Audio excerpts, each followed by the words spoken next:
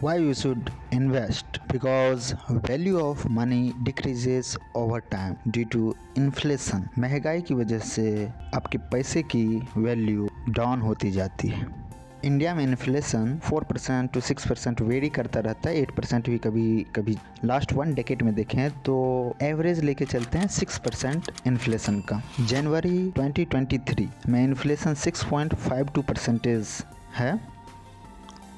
इसका मतलब ये है कि आप किसी सामान को 2022 में जितने में खरीदे 6% एक्स्ट्रा आपको पे करना पड़ेगा सेम प्रोडक्ट के लिए 2023 में। ठीक है, for example in India in 2003 you have to pay 13 rupees for 1 liter milk, and in 2023 you have to pay 55 to 60 rupees for 1 liter. That's inflation in action. मान लो कि 2003 में आप 13,000 रुपए को अपने बक्से में बंद करके रख लेते हो, तो उस 13,000 की वैल्यू 2023 में उतनी नहीं रहेगी जितनी 2003 में। जो प्रोडक्ट आप 2003 में x रुपीज़ में बाय कर सकते थे वो 2023 में 4 से 5 गुना में बाय करेंगे। एक नॉर्मल एग्जांपल की दूध का एग्जांपल ले रहा हूँ, आप और भी चीज़ों का कमोडिटी का एग्जांपल ले सकते हैं। बेसिकली इन्फ्लेशन को एक्सप्लेन करने के लिए एग्जांपल ले रहा हूँ। डिफरेंट कमोडिटी प्रोडक्ट्स के लिए इन्फ्लेशन डिफरेंट रेट पे वेरी कर सकता है और करता भी है। फॉर एग्जांपल 2023 में फूड में इन्फ्लेशन जो है 4% के अराउंड है, वही फ्यूल एंड एनर्जी में जो इन्फ्लेशन जो है 11% के अराउंड है, और मसालों में जो है 21% के अराउंड इन्फ्लेशन है। तो इसलिए कैश को जो है आपको घर में रखना, उसकी वैल्यू डिक्रीज होती जाएगी। इसलिए आपके पास जो भी वेल्थ है कैश को रखना, तो इसलिए पैसे की वैल्यू जो है ओवर टाइम डिक्रीज होती जाती है इन्फ्लेशन महंगाई की वजह से। इसलिए आपको घर में नहीं रखना चाहिए कैश को। तो और यदि आप सेविंग अकाउंट्स में भी रखते हो तो आपको कितना इंटरेस्ट मिलेगा? 4% अराउंड। कोई भी बैंक नॉर्मली जो है इससे ज़्यादा इंटरेस्ट रेट सेविंग बैंक्स पे। तो इन्फ्लेशन 6% है अराउंड, और आपको सेविंग बैंक अकाउंट 4% का इंटरेस्ट दे रही है। स्टिल आप इन्फ्लेशन को भी बीट नहीं कर पाओगे।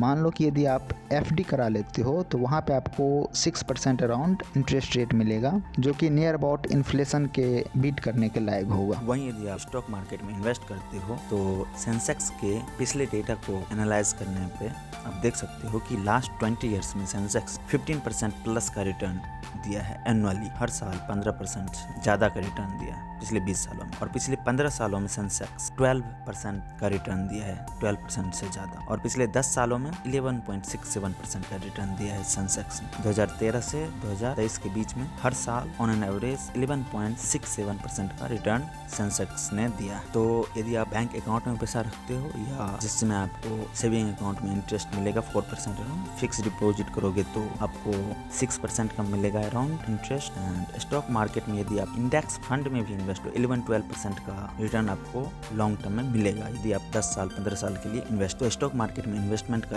एक ये बेनिफिट आपको मिलेगा कि आप इन्फ्लेशन को तो बीट करोगे, साथ में प्रॉफिट भी आपको मिलेगा। इन्फ्लेशन 6% है, आपको इंडेक्स फंड जो है, आपको सेंसेक्स जो है वो 11% से ज्यादा के रिटर्न जनरेट करके दे रहा है, मिनिमम 11 ओवर द लॉन्ग। ये सारे कैलकुलेशंस भी आप देख सकते हो। Let's come to the next question, what is invest? Investing का सीधा सीधा मतलब है कि आप ऐसे एसेट्स में पैसा लगाते हो जो आपके पॉकेट में पैसा डालता है, जो आपको रिटर्न कमा के देता है, प्रॉफिट करके देता है, वो इन्वेस्टमेंट है। वो हो सकता है रियल एस्टेट में आप इन्वेस्ट कर सकते हो, या गोल्ड में, या स्टॉक्स। मान लो कि आप कोई प्रॉपर्टी बाय करते हो या फ्लैट बाय करते हो, हाउस बाय, तो उसमें जो आपको तो रेंटल इनकम आएगा, दूसरा प्रॉपर्टी की प्राइस जो है वो भी बढ़ेगी, तो वहां से भी आपको लॉन्ग टर्म में कैपिटल गेन मिले। ठीक है, उसी तरह से स्टॉक्स मार्केट में आप इन्वेस्ट करते हो स्टॉक्स में, तो आपको डिविडेंड मिलेगा और साथ में स्टॉक की प्राइस बढ़ेगी, उससे भी आपको लॉन्ग टर्म कैपिटल गेन होगा। How to invest in stock market? उसके लिए आपको डीमैट अकाउंट की जरूरत पड़ेगी। आप किसी ब्रोकरेज फर्म से अपना डीमैट अकाउंट खुलवा सके हैं। अभी बहुत सारे ऑनलाइन एप्लीकेशंस भी हैं, वो आपको काफी इजी वे में अकाउंट ओपन करके दे देते हैं, लाइक जेरोडा,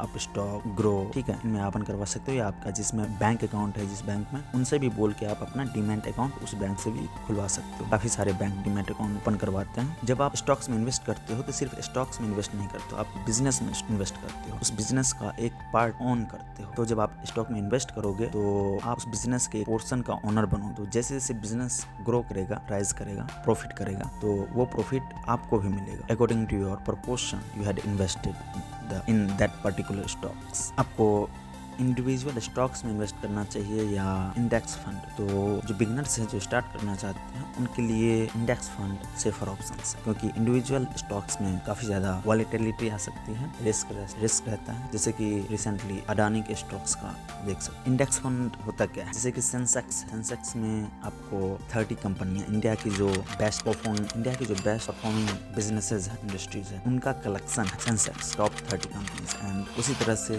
निफ्टी 50 है, उसमें इंडिया की अच्छी परफॉर्मिंग 50 कंपनीज। तो जब आप इंडेक्स फंड में इन्वेस्ट, मान लीजिए आपने कोई सेंसेक्स का इंडेक्स फंड में इन्वेस्ट किया, तो उसमें जो आप 30 कंपनीज में पैसा लगाते हो, आप मान लो कि 10,000 लगाते हो, तो वो 10,000 जो है सेंसेक्स के हर एक कंपनी में प्रोपोर्शनली वो इन्वेस्ट होगा 30 कंपनीज। आप इंडिविजुअली यदि स्टॉक्स चूज कर, बहुत सारे फैक्टर्स को आपको कंसीडर करना पड़ेगा। आप बिगनिंग में आपके पास नॉलेज नहीं होगा, तो बेस्ट ऑप्शन आपके लिए रहेगा सेंसेक्स या निफ्टी 50 जो है। तो इससे जो है इकोनॉमी एज ए होल का आप आइडिया लगा सकते हो कि मान लो कि सेंसेक्स यदि अच्छा परफॉर्म कर रहा है, इसका मतलब ये है कि इंडियन इकोनॉमी जो है अच्छा परफॉर्म कर रही है। सेंसेक्स यदि बुरा परफॉर्म कर रहा है, तो इसका मतलब ये है Indian economy as a whole बुरा परफॉर्म कर रही है। तो ये आपको आइडिया भी देता है इकोनॉमी कंप्लीटली, पूरी इकोनॉमी किस हालात में है। One of the best investor of our time, Warren Buffett, उनसे पूछा गया कि यदि आपको $100,000 दिया जाए तो आप उसको कैसे इन्वेस्ट करें। उन्होंने बोला कि मैं सीधा उसको इंडेक्स फंड में डाल। क्योंकि because it's safer and over the long period of time it will give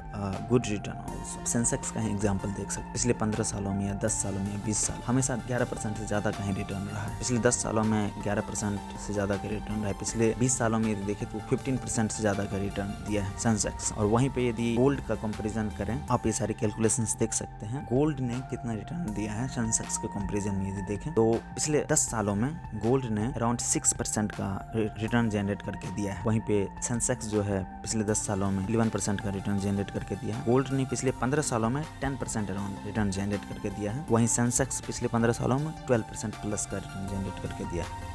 और लास्ट 20 ईयर्स में देखें तो गोल्ड ने 12% अराउंड रिटर्न जनरेट करके दिया है। वहीं सेंसेक्स ने 15 to 16% का रिटर्न जनरेट करके दिया है last 20 years. Next question, when to start investing. आप जितना अर्ली स्टार्ट करोगे उतना बेटर रहेगा। यदि आप अपने 20s में हो, 30s में हो, आप स्टार्ट कर सकते हैं इन्वेस्ट। बहुत सारे ऐसे लोग हैं जिनके पास कैपिटल नहीं है, या वो स्टूडेंट है या जॉब कर रहे हैं, बट और सारे एक्सपेंसेस की वजह से उनके पास पैसे बच नहीं पाते हैं। स्मॉल से स्टार्ट कर सकते हो इन्वेस्ट, क्योंकि कंपाउंडिंग का इफेक्ट जो है लॉन्ग टर्म में आता है। जितना अर्ली आप स्टार्ट करोगे, भले ही आप स्मॉल अमाउंट से करो, 5,000 से करो, 10,000 से करो, 50,000 से, जिस भी अमाउंट से करोगे, अलोंग द वे आप सीखते भी जाओगे हाउ टू मैनेज फंड्स। हाँ, बट कुछ चीजों का आपको ध्यान रखना होगा कि आपको पेशेंस रखना पड़ेगा। यदि आप इन्वेस्टमेंट करना चाहते हो या करते हो स्टॉक मार्केट, तो आपको लॉन्ग टर्म के पर्सपेक्टिव से करना है investment. Just like if you buy a house or property, real estate, आप उसको तुरंत बेचने का दिमाग में लेके नहीं खरीद, उसको 1 साल में 2 साल में बेचने का नहीं सोच, उसको 10 साल 20 साल